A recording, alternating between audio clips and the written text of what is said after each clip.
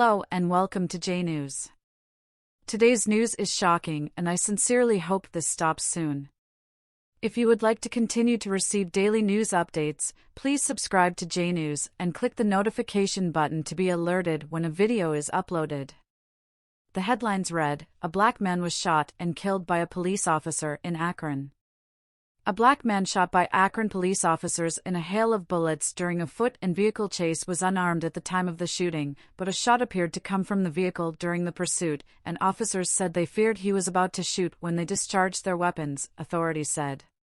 Police released video Sunday of the pursuit and shooting of 25-year-old Jayland Walker, which the mayor called heartbreaking, and asked the public for calm and patience while the state investigation into the shooting continues.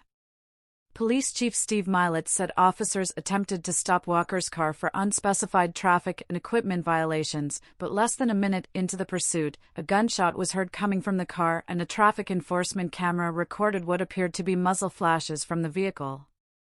Mylett said that changed the nature of the case from a routine traffic stop to a public safety matter. Police said the car slowed down a few minutes later and Walker, wearing a ski mask, exited the still-moving vehicle and fled on foot. A handgun, loaded magazine and wedding ring were found on the seat, and a shell casing matching the weapon was later found at the location where officers believed a shot was fired from the vehicle. After an unsuccessful attempt to use a stun gun, the chase continued on foot to a parking lot, where a crescendo of bullets could be heard. Mylett said he watched the video dozens of times, and Walker's actions at that point were difficult to discern, but one still image appears to show him walking down to his waist, another as he turns toward an officer, and a third image captures a forward motion of his arm. After the shooting, the officers who fired were separated from each other and observed, and arriving investigators walked them through the scene individually, Mylett said. Each officer independently reported that they felt Mr. Walker turned around, made a movement and moved into a shooting position, he said.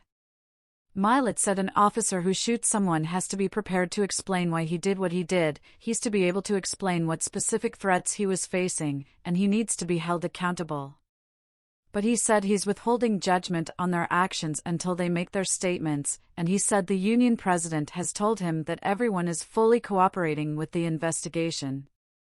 Police said more than 60 wounds were found on the body, but further investigation is needed to determine exactly how many shots the 8 officers fired and how many times Walker was hit. The officers rendered aid, and he can be heard to still have a pulse, but he was pronounced dead at the scene, Mylett said. Ohio Attorney General Dave Yost promised a full, fair and expert investigation and cautioned that surveillance camera footage is only part of the whole picture before any conclusions can be drawn. A full review must take place.